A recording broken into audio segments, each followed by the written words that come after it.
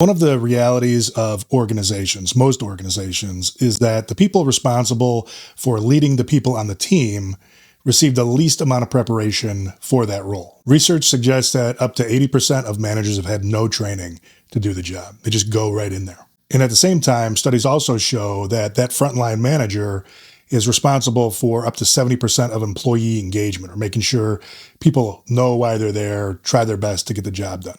In other words, leaders matter enormously, but we don't prepare them for the job.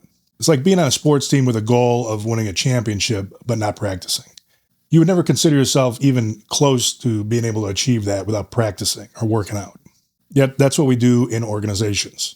Funding for training courses usually is reserved for people at the senior levels, which is still a good investment, but it needs to be distributed so that the people doing the bulk of the frontline leadership get their fair share. And that's why I make these videos, to get some quality information out there for people who have never received any training. And what I'm going to talk about here is good quality information. It's the same or better than high-priced training courses, and I know because I've been through a couple. So let's start with the essential first step, which is your mindset. Something that confronts all first-time leaders, or even leaders that have been, kind of in the early stages of their career, is anticipating what it's going to be like leading the team that you're going to. If it's your first time leading people, you're going to wonder about what it's going to be like generally to be in charge. What's it going to be like to tell people what to do? Maybe you haven't done that before. Maybe you think there's a way to tell people what to do without any disagreement ever, which is unrealistic. These are all very common, understandable emotions and thought processes that'll keep you up at night. So our mindset shift is where we got to start. Hi, I'm Mike Targus, retired Marine officer and founder of Desk Leadership Coaching. I served 21 years in the Marine Corps, leading Marines, and transitioned in 2013 to engineering, project management, and sales. I've been leading teams on that side ever since. So I've seen both sides, military and civilian, and I know what transfers over, and what might work in your team or in developing your leadership style the way it was done in the Marine Corps when I served. And this video is about getting you ready for that leadership role. Let's kick off by reviewing leadership as a system like we're developing. Leadership has three elements, or three pillars, or legs of the table. Our chaotic environment, leading amidst uncertainty, which is the default mode. We're always going to not know things, and building trust. And you can see within these three categories, there's subcategories. Our understanding and how it's not always complete. Control, chance, luck matters. It's always out there. What does our authority require of us, and what are the consequences when things go well or badly? And leading amidst uncertainty, the unforgiving environment. The decisions we make have implications. Tempo and initiative. How do we keep a high tempo? How do we retain the initiative? What can we do as a leader in our decision-making and our planning and our supervision and execution to keep the tempo high? What's the role of our emotions? We're people too. What's the team's role? And in building trust, why we follow people? How do we gain people's respect? And what moral obligation does leading bring in the first place? To define a couple terms, I use leadership and management somewhat interchangeably, so I want to establish what I mean by each.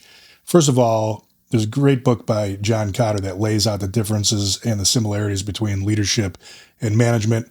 And in the end, you need both. Nobody is purely leader or purely manager.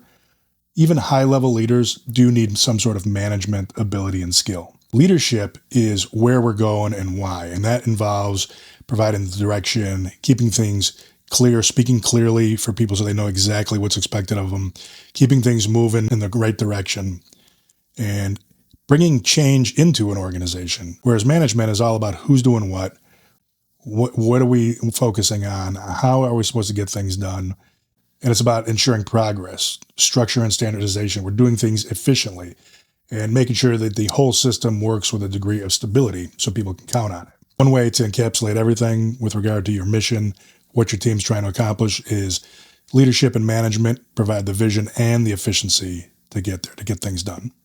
Leadership is probably going to feel different right away, right after you accept that position, and before you really start, you're going to start to feel differently about it. It isn't that the work is significantly different. If you're being promoted, you may be near that same team. It may be the same type of work. Now, your role is going to be a lot different, which we'll talk about. But a lot of the details of the situation you're going to go into will remain the same, just not your role. What's changing is the environment, or the way information flows and reaches you, what you see and hear. People are going to communicate with you differently. The way you see problems and develop solutions is going to change. And unless you're told to expect this, a lot of new leaders don't expect this. So this comes as a surprise. They think those things, the way information is flowing to them, is the same, and it's not. So if you're not aware of this, if you're not expecting these differences, when things start to look and feel differently, it's easy to assume that it's something that you're doing wrong. And it may not be. You may think that you're not organized. How do I get myself organized as a leader? Or maybe I'm not being decisive enough. I'm not being clear when I speak. I'm not talking about the right things. But it may not be any of that. Chances are there's some of that going on. But, everybody expects new leaders to be like that. More so is probably you're not ready for the changes in the environment and the way people are going to treat you a little bit differently. Because your new authority is going to have an impact whether you want it to or not. Maybe you don't want that. You want to just be one of the guys, one of the gals. It's not going to happen. It's going to have some sort of impact. It's going to ripple through the team, and it's going to change the way people interact with you, or at least, it should. So be ready for that. Be ready for people to interact with you differently. And once you are ready for that, you can recognize it, and you can start to see things a little bit more clearly. And once you see things more clearly, you can lead, you can operate within it more effectively. And that's the goal of this video here. Let's talk about that mindset change that you need. And what are the things that are going to happen if you're not expecting them without you realizing it? And there's no formula to be able to use to detect all these. It's an overall mindset change. One of the biggest problems for new leaders is if you're in the same organization that you were as an individual contributor, you're promoted because of the behaviors that you showed as an individual contributor. And you're going to take a lot of those same behaviors into your leadership role, and you should not. Think about it. You were considered for the role because you could make things happen. People knew that you were technically competent. They knew that you were reliable, which is a good leadership quality. You knew how to solve problems, and you knew how to interact with the team to get things done.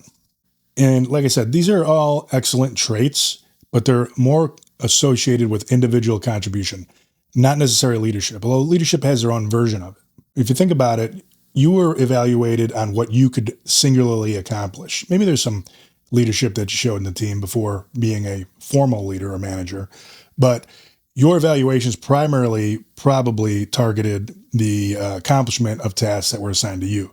Whereas when you move into your first leadership position or any leadership position, the real evaluation of your effectiveness is what your team gets accomplished, not you. And this may sound like just a small distinction, but it's really everything. You have to see your success now as the success of the team. And 10 individual contributions from you or work that you used to do will not add up to doing the things that you need to as a leader, providing that direction for the team.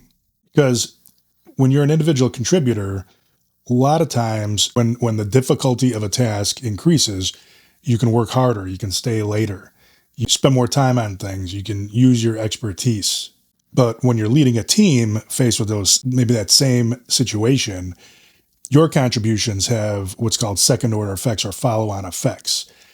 You need your people solving the problem, and your contribution as a leader is to enable them to be able to do that and empower them to bring their skills to bear. Your decisions influence how people execute or behave, and it also influences how the information flows back to you so you know what's going on. Your contributions are going to assure people that they can speak their mind or that they maybe shouldn't. And you're going to indirectly send signals on how you want the team to handle pressure in the way you react to bad news or even good news. So what does all this mean? It means that working harder or more effort doesn't equate to the same results as it did when you were an individual contributor. But even so, a lot of managers just go on continuing to do their old job that they were doing before they got promoted or selected to lead a team. And they convince themselves that this is fine, it's okay because I'm still working hard, I'm still contributing, but in doing so, the rest of the team is doing less. That's probably the best way to think of it. You may be working hard and doing more on the wrong things, but the result is that the rest of the team can't get done what they need to get done. This is one of the couple tendencies that you want to really pay attention to up front, because you're going to get pulled to do more of the same that you were doing before you got promoted. So why is that? We have a tendency to see ourselves initially, unless you receive training or otherwise sensitize, to see ourselves as like a super individual contributor. Even after your role has fundamentally changed, you're not going to realize the importance of the role in leading a team right away, probably. All you know is what has worked up to this point, and what has worked is the hard work that you put in as an individual. That's what got you promoted. So the first thing to realize is that you're going to, even if it's just a subconscious belief, and your beliefs are things deep down, help you make decisions, and you make decisions in accordance with your beliefs. So you really firmly believe the reason I'm good at what I do is because of those things that I've done in the past, and you continue to do them.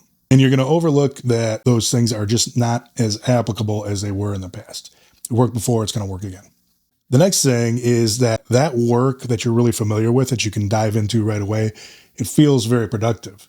This is a big one, because when you assume a leadership role, you don't want to be seen as the person that is not working as hard as everybody else around. And this is a big shift for you, and it's going to require a little bit of faith and trust on your part. But you don't want to be surrounded by people who are like working, busting their butt, and you're the one, because it's not really your role anymore, to at least not look that way. You want to get your hands on some work, dive into it, finish it off. And one of the reasons that you want to do it that way is so people can see that. So that's not something that's really readily apparent. It has to do with wanting to be liked, which is another part of our belief system.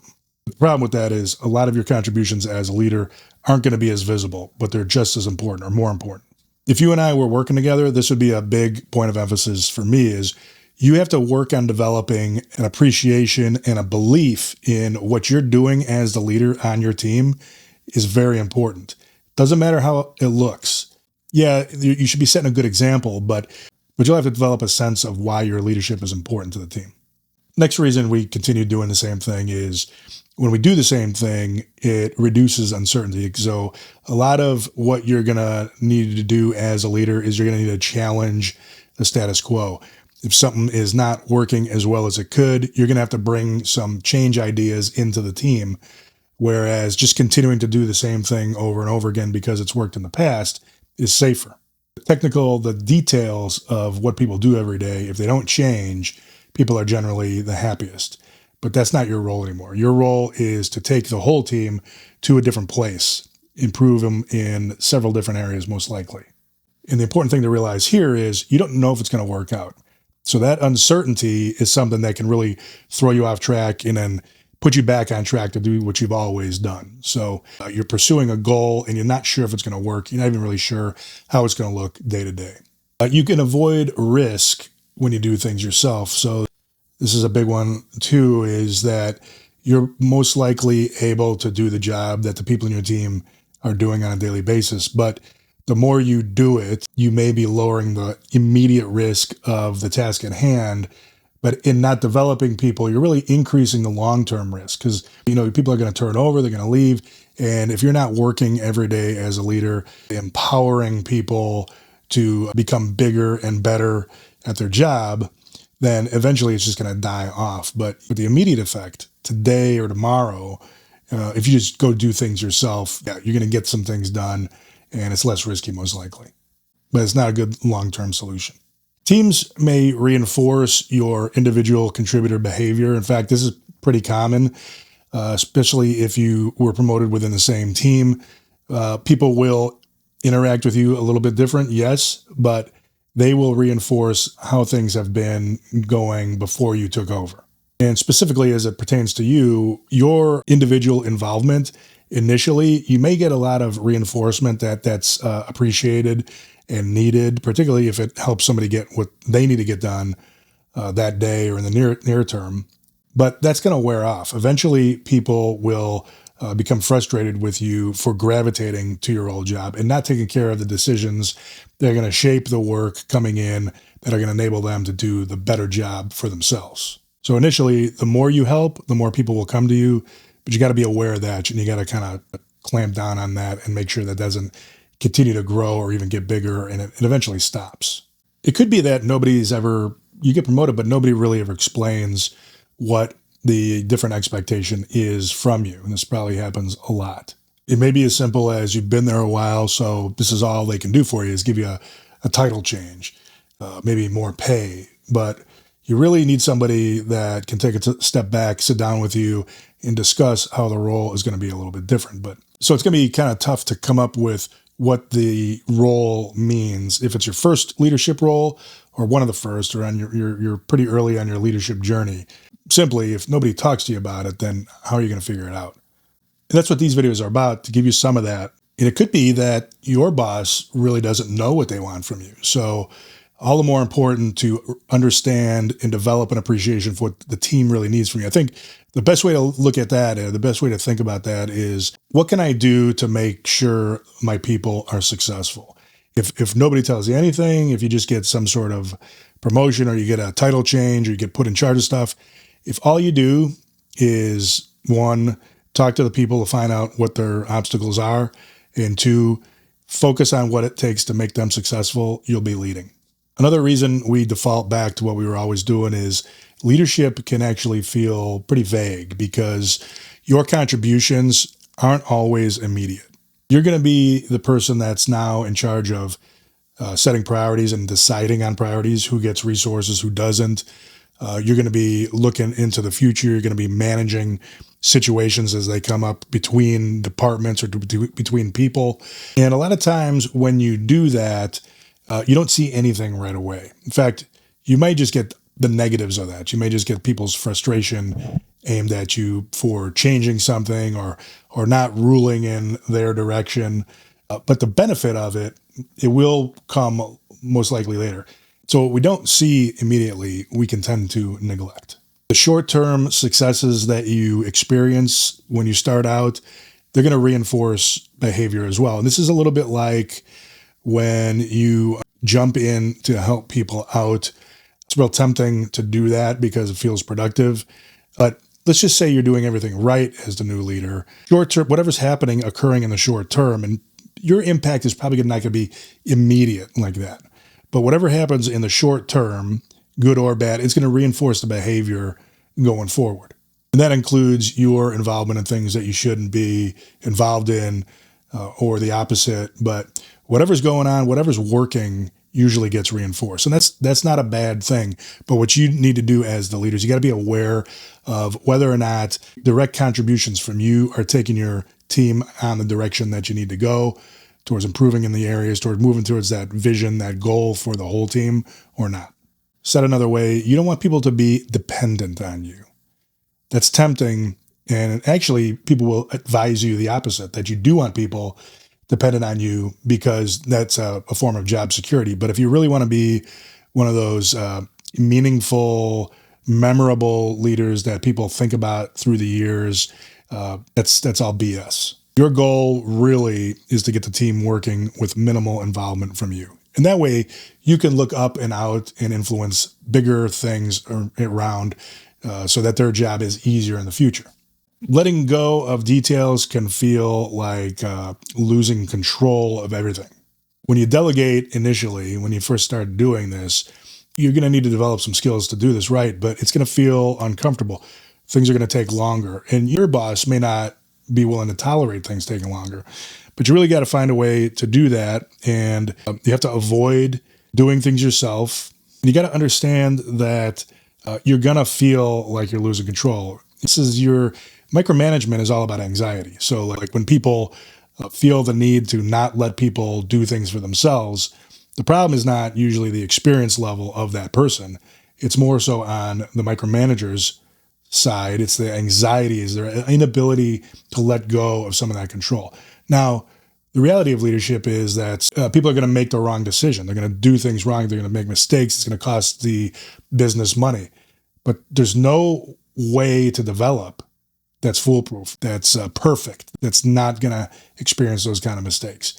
Your role is to set people up to make those decisions and do that work the best way possible and to minimize their chance of like catastrophic failure. But you got to let people do things. You got to stay out of their way and learn how to supervise. And the last reason we slip backwards and stay doing the things that we've done this whole time is that's our identity. People have come to know us as the expert in whatever area, accounting, project management, engineering, welding, plumbing, whatever. I've got all this experience. People know that I'm good at it. It feels good. That's my identity. We have a need to have a consistent self-image. And this is a real basic psychological wiring that we have, is to maintain that consistency in terms of our identity. And when you shift into a leadership role, that's going to fundamentally change, because for all the reasons that we talked about earlier, is you're not the one doing the hands-on work. Your primary contribution is to make sure the group is doing things well. And that's totally new. So people knew you as the expert salesperson. Now you move into management. Now you're learning everything close to from zero. Not totally from zero, but to feel that from the people and the way they interact with you. So let's dive in and talk about why it's so important for us to protect our identity. In short, our identity is how we've shown that we're valuable to the group. Our ability to integrate and maintain and be part of a group is central to who we are as people. Problem solver, the technical expert, the math whiz, the person that's good talking to customers, whatever it might be.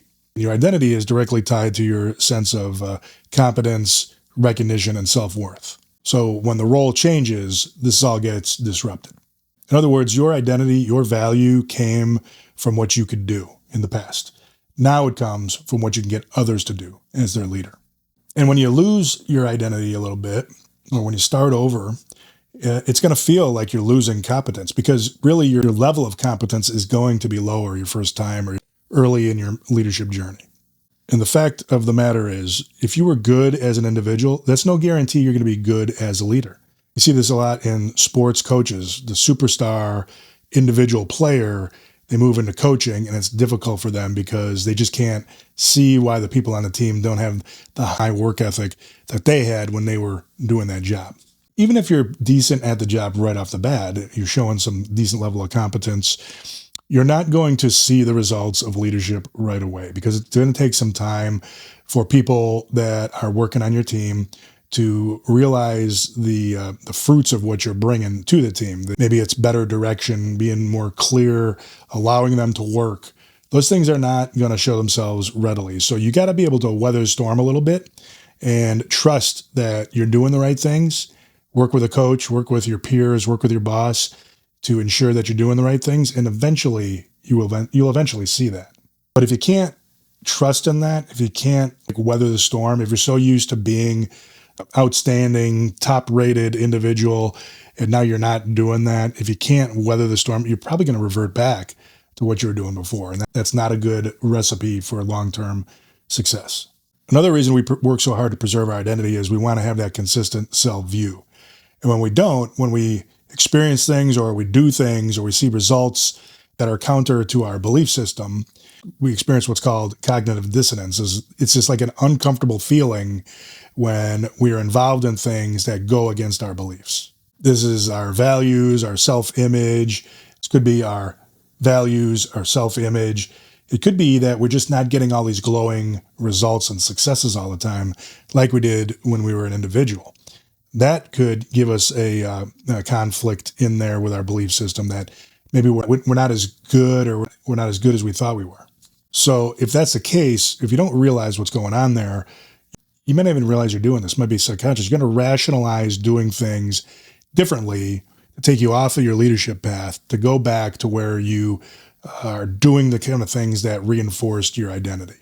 Those could be individual tasks, individual responsibilities, your old job, instead of what you're supposed to be doing as a leader. Cognitive dissonance. And this is going to be hard for you because, like I said, the outcomes of good leadership are slow in the making. There'll be some things right off the bat. You'll be able to have an impact on some basic things that people do every day, make decisions that maybe were a long time waiting.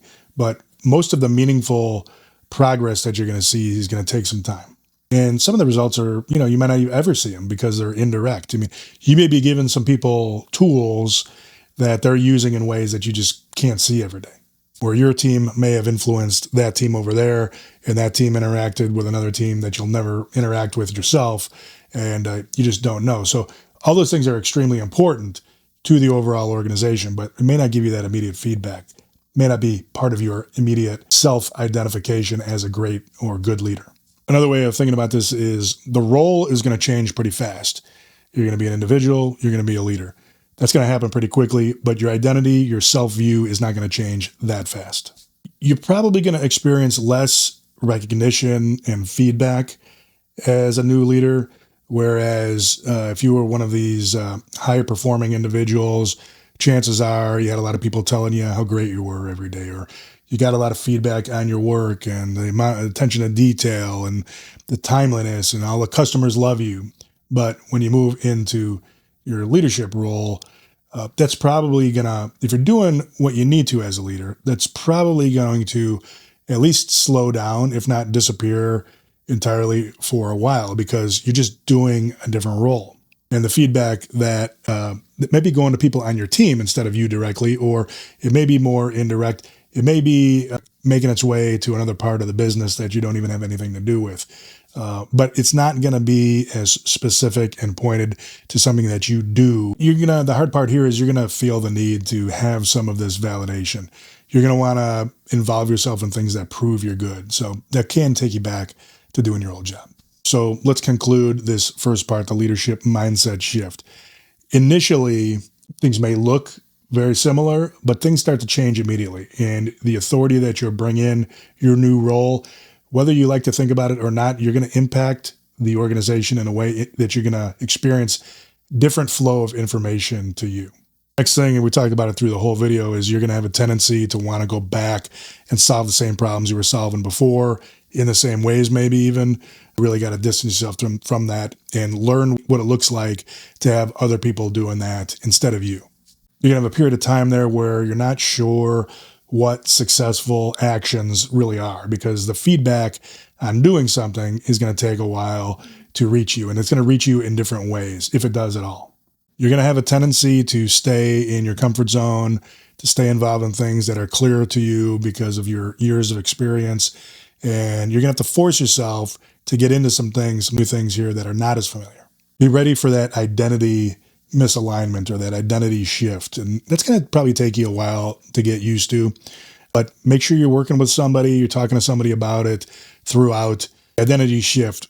Go back and watch the part of the video we talked about how all those factors really work against you in changing your identity, how hard that actually is to do by yourself.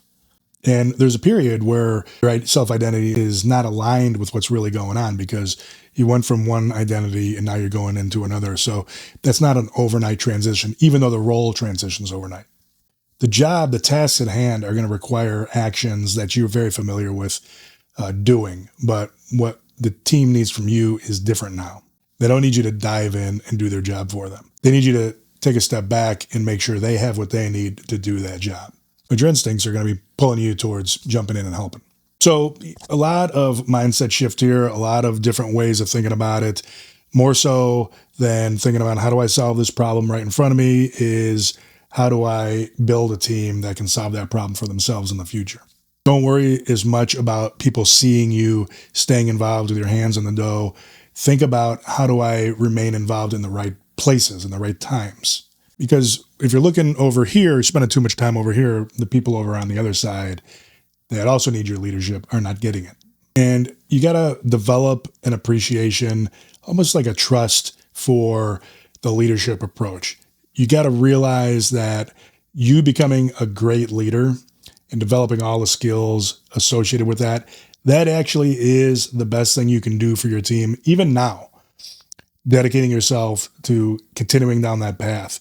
It's not getting in and doing their jobs for them today and tomorrow. It's staying focused on your development as a leader for the long term. And eventually you will get the feedback that it's working. If you're staying focused on understanding the obstacles of the team, understanding where the team needs to go, understanding the key aspects that indicate progress, or the management side, giving people what they need to be successful, you're going to eventually get the feedback that you're doing the right things. And slowly but surely, your identity is going to shift away from being a great individual contributor to being a great leader. Okay, now let's move into the 5-step execution plan, which we do at the end of every video. Number one, most important, you got to recognize that the job is different now. The job's changed, and the things that you need to do are going to be different. It's going to take you some time to figure that out, but you got to understand and believe that the role is different now and your role in leading the team. Number two, shift from doing to deciding. You're now the one that sets the priorities and manages the trade-offs that allow these people to do their job now while these people need to wait. So without that, if there's no management of that, if there's no setting of priorities, then everything's equal. And then you get kind of a lawless climate or culture where everybody is stepping on each other to get what they need. So they need you to do that. Number three is create context instead of hanging on to control.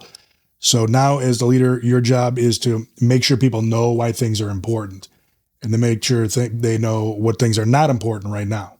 That's much more important. That gives them the tools to do the job themselves. Whereas if you hang on to control, really all you can do is get in there and do their job for them, which nobody likes. Number four, take a step back, build the capabilities of the team. Your goal, again, this gets back to the judgment on you or the evaluation of you as a successful leader is what your team can accomplish. And in order for them to accomplish great things, you got to invest, you got to power down, you got to decentralize, you got to delegate to them so they can develop their skills to do things better into the future. And number five, your identity as a leader. Again, what the team does, that is a reflection on you. You got to trust that. You may not be inclined to do so initially because you haven't had to do it, but 100% make people focus. The way you said in the Marine Corps was you take care of your people and they're going to take care of you. That's probably the best way to say it. And that's it. That's the mindset shift of a leader in a nutshell. And a little bit about the channel here. Leadership isn't about getting ideal circumstances to lead your team. It's about real ones. It's about the things that really happen every day and having the skills to be able to deal with that.